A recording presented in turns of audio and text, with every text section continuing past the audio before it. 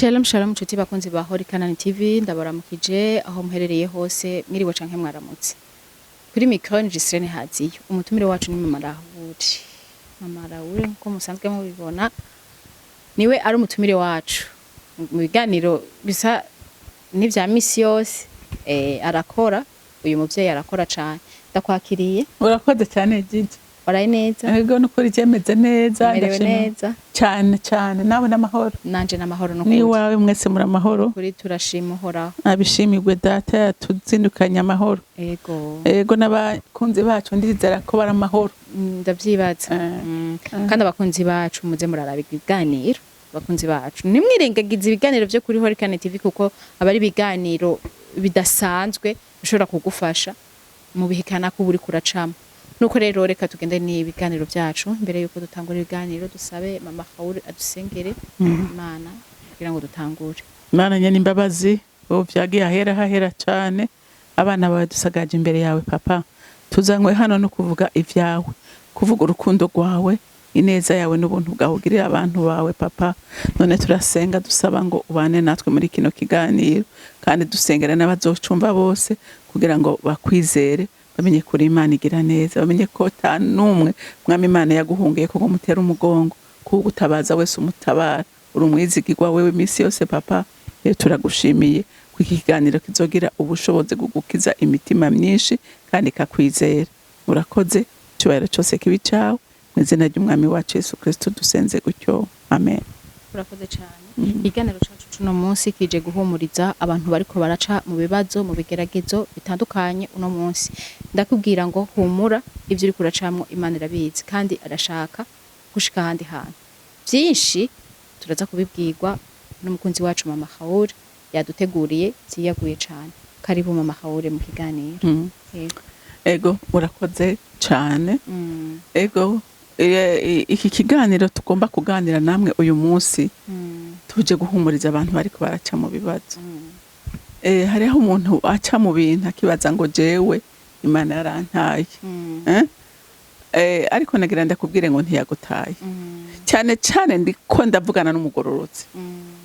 Kuko hari igihe umuntu avuga ati Imana jewe none ndi umunyabyaha kosenga je nta byaha nkora je kubera iki ibyaha biguma bikurikirana n'ikindi kikivuye wakaziki nagira nkubwire ngo humura si wewe wenyene waciye mu bikomeye hari abatwibanjirije babiciyemo ndetse n'ururunganywe turimwo hari ababiciyemo kandi yabisohokamo neza rero ukomere mbega no kubera iki rimwe na rimwe Imana yemera ko umugorotsa aca mu bikomeye.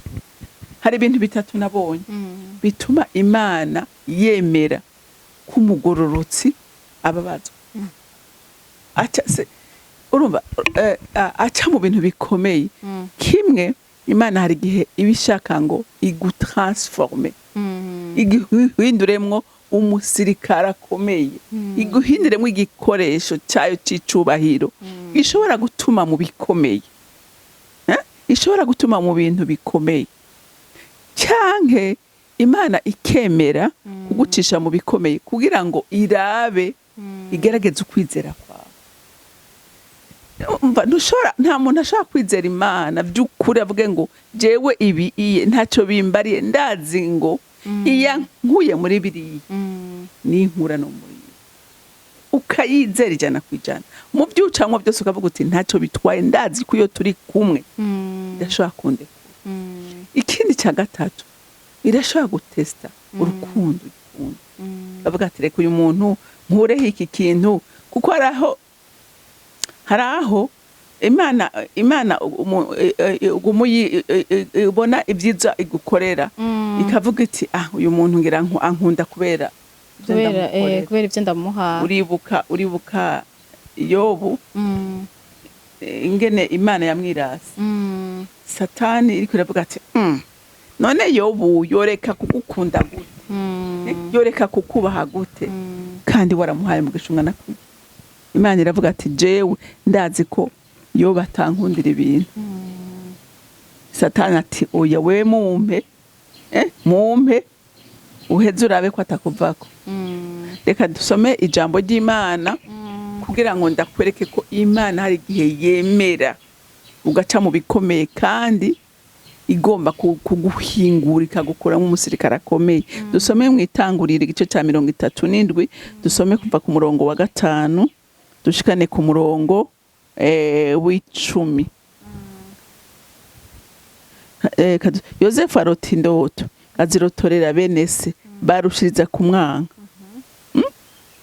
Kumwanka arababarira ati ehe nimwumve ibyo narose dutekera imikama y'ingano, umukama wanje urivyura urahagarara, maze imikama yanyu iraza ikikiza wanje irawunamira. Bene se baramubaza bati aho ni wewe uzotuganza, ni wewe uzodutwara? Izo ndoto ziwe nayo majambo yiwe bituma barushiriza kumwanka. Yongera kurota izindi ndoto azirotorera bene se ati nongeye kurota izindi ndoto, narose izuba n'ukwezi n'inyenyeri 11 binyunamira. Azirotorera se na bene se aramukankamira ati izo ndoto ni ndoto nki, aho ni jewe na nyoko na bakuru bawe tuzoza dukubite inkoro hasi imbere yawe. Bene se bamugirira ishari, ariko se azigama ayo majambo umutima wiwe. Amen. Murumva Yosefu Imana yaramuhaye kurota imwereka ibizomubako. Uriko uravyumva? Imwereka ibizomubako. Ngo abibwiye bene se na se, ngo bene se baramwanka, bamwanka ugwanka uruteye ubwoba. Simbandarije inkuru ariko ngira murayizi, ariko reka ndayicemo gatoya. Yosefu ngo agemurira bene se, abagemuriye ngo bakimubona bari kuragira intama, ngo bakimona ari kure ngo nguriye akarosa araje. Urumva ko bamwise amazina, bamwise n'izina ryiwe ntibaba bakiri mwite. Kubera iki? Kubera aho Imana iri kwiramujana. Muntu w'Imana ahantu Imana iri kwirakujana barashaka kuguhindurira amazina, barashaka kukwita izina ryose bashaka, ariko nagira ndaguhumurize ngo humura, ntugemere iryo zina bari barakwita. Wewe hagarara ku Imana mwavuganye nayo. Ego, haleluya. Hagarara ku cyo mwavuganye, ko kenshi iyo ufise isezerano ry'Imana ibicyantege biraza bigomba kugukura mu mugisha wawe. Ariko Yosefu arakomera, ngo bamutera hehe mugo. Ngo mwene wabo aravuga ati reka ntitumwice, tumureke, reka se tumugurisha. Urazi ko yagurishijwe. Urana umwana avuye mu rukundo rw'umuvyeyi wiwe, avuye iwabo amerewe neza, akisanga hehe kumuje. Ibyo byose Imana ari kwimutegurira iki? Iri kwimutegurira igikorwa kinini azo kwinjizwamo. Abanze agafyina ikose kamuvemwo, abanza kura amaso ku bindi bintu byose, ariko ayahange Imana. Nawe muntu w'Imana uri kuraca mu bikomeye, Imana irashaka kuvyemera, kandi uri umugorotsi, kandi usenga buri munsi, kandi ukora ibyiza. Imana ikemera kuca mu bikomeye kugira ngo ukura amaso ku bandi bantu, ukura amaso ku bindi bintu, uvuge ngo ndahangana n'Imana yonyene. Yosefu arakura amaso ku bantu, aribagira byose, aravuga ati Imana jewe mpanganye amaso nawe wenyene, ndategereje. Urumva ngo ndategereje. Aragurishwa, murazi ko inabuja yamwifuje, aranga. Umva mu byo uri kuracamo byose, ntiwemere ko Satana kuvangira. Ntiwemere, uri kurahingurwa. Ibyo uri kuraca muri kurahingurwa, Imana irakwiriye gutegurira ibyiza ugiye kwinjiramo.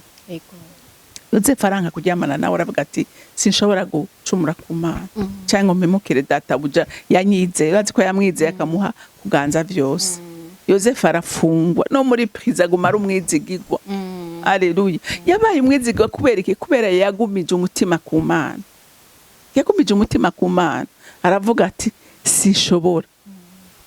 Ngo bamuha kuganza bo muri prison. Murazi ko yarotoreye abafungwa bari bavuye ibwami. Mu nyuma umwami nawe akarota, bakavuga ati hari umuntu muri prison arotora. Yasezerano rimugerako. kandi iryo sezerano mu kumugeraho ntiyigeze ahemukira Imana.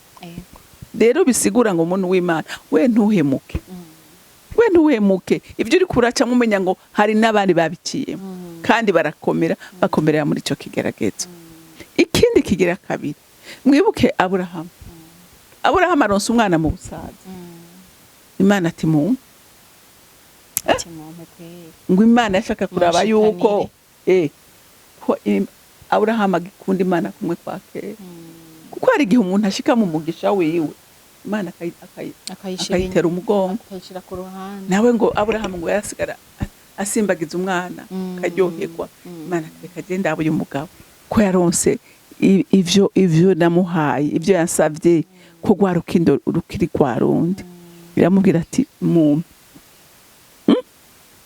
Aburahamu aravuga ati byari byo byose Imana yampaye uyu mwana mu busaza, imyaka yanje na Sara ntitwari tugikwiye kuvyara, reka jewe uyu mwana ndamutange. Imana ndazi ko yambwiye ko nzoba sekuruza w'amahanga menshi. Ibyo byose hariho iciza gukora, irashaka umuzuri, irashaka gukora igitanga ntaco nzi. Aburahamu aramujana, Imana iravuga ngo bwa bundi bwa Aburahamu ndabonye neza nkunda.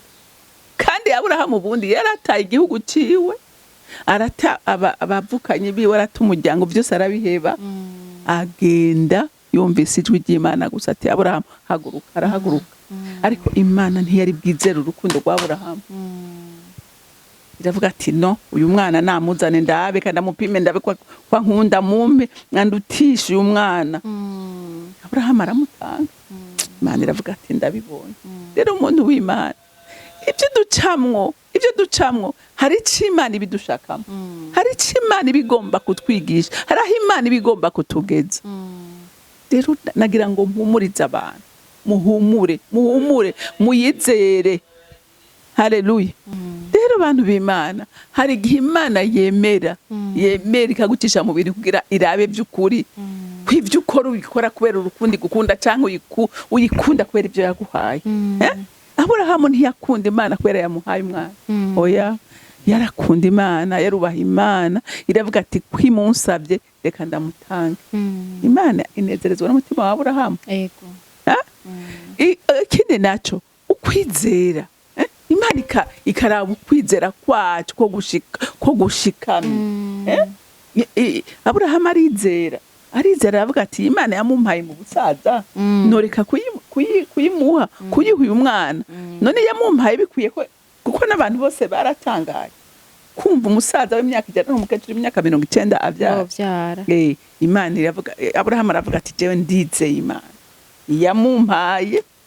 yamumpaye mu busaza, nishobora no kumuzura, kandi ico yambwiye ko nzoba sekuruza w'amahanga menshi.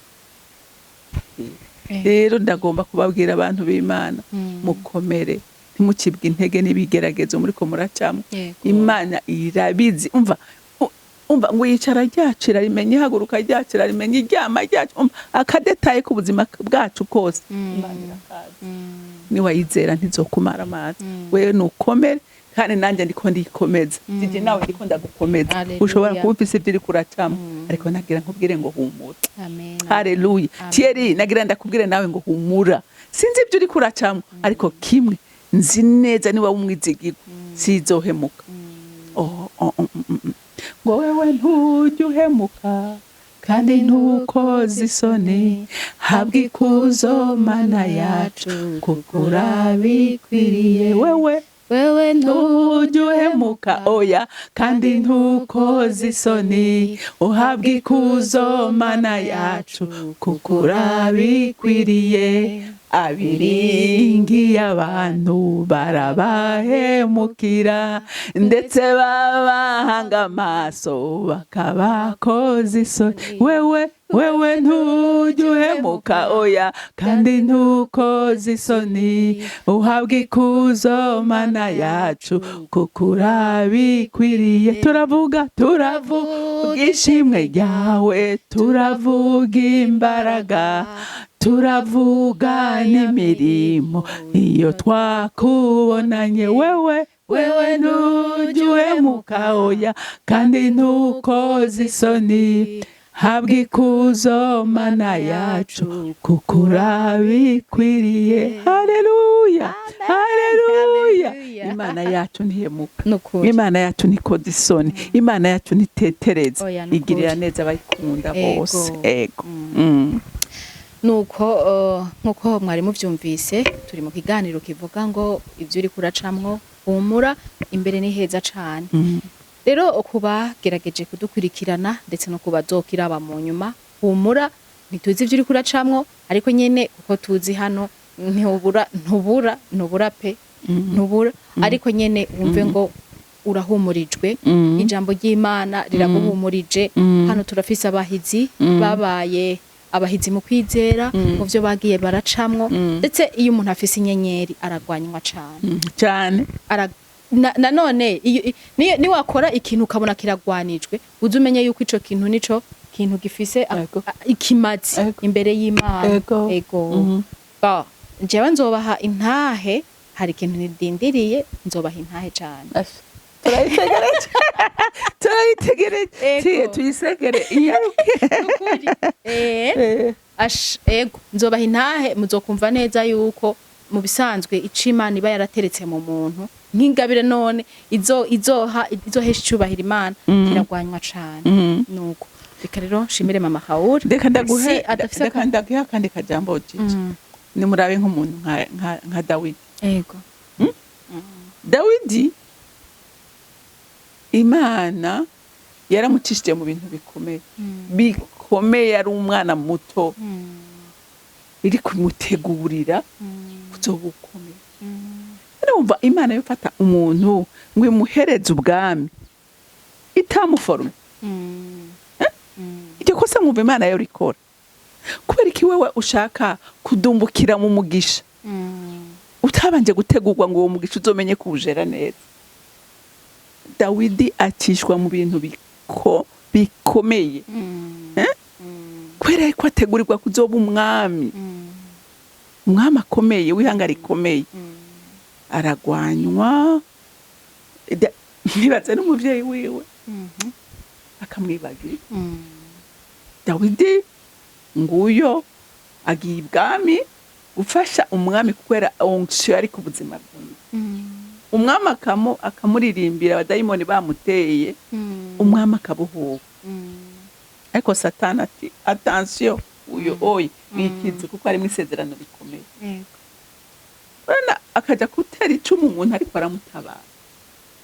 Nurubagene Satani gwanya umugambi w'Imana. Cyo gutuma nkubwira wewe, niba uri kuca mu bikomeye, menye ngo ari umugambi munini uri ku buzima bwawe cyane. Ndagomba no kubwira abavyeyi, hari igihe ubona umwana aca mu bintu bibi, ukabona ariko akora ibintu biteye ubwoba, ukavuga ati uyu mwana nagira nkubwire wa muvyeyi, menya ngo uyu mwana atekeyemo ibintu bikomeye cyane, atekeyemo ibintu bikomeye. Satani ntashaka ko uyu mwana agaragaza ibiri muri we, ariko Imana hamwe yo gufasha ikakugurura amaso, ukamenya kugwana urugamba neza, uwo mwana uzotangara.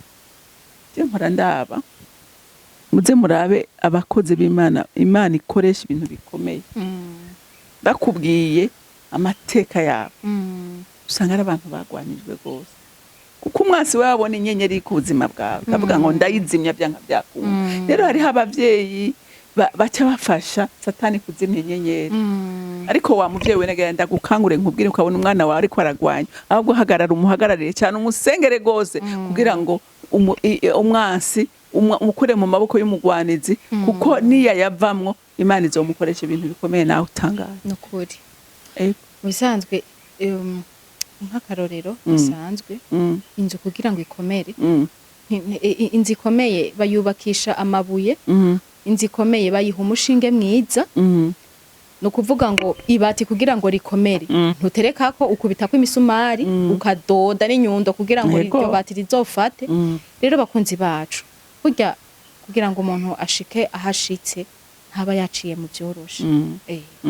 Tubona aha ntitwaciye mu bisanzwe, kandi hariho ibintu umuntu aba akigwana navyo. Ego hariho ivyo umuntu aba akigwana navyo, kandi ikintu umuntu agwanisha no kwizera aba yizeye neza yuko azoshika kandi bizogenda neza nuko rero mama Khawuri ndagushimiye cyane urakoze ndashimiye cyane n'abakunzi bacu ba Horikana TV turabakunda kandi tuguma twiyumvira ikintu ciza kirushiriza kugira ngo mukomeze kuryoherwa tukomeze kubana mukomeze kumarana irungu mwarahezagiwe cyane dusinge turangize turagushima Yesu mwiza turagukengurukira kuvyo dukorera buri munsi ingene twitwararika ingene twitaho n'imiryango yacu turashima kubw'abakunzi ba Horikana TV turagushimiye kubw'ibiganiro byose bica hano mana turagushimiye ingene imbere yacu ari heza cyane dutera tuje imbere gose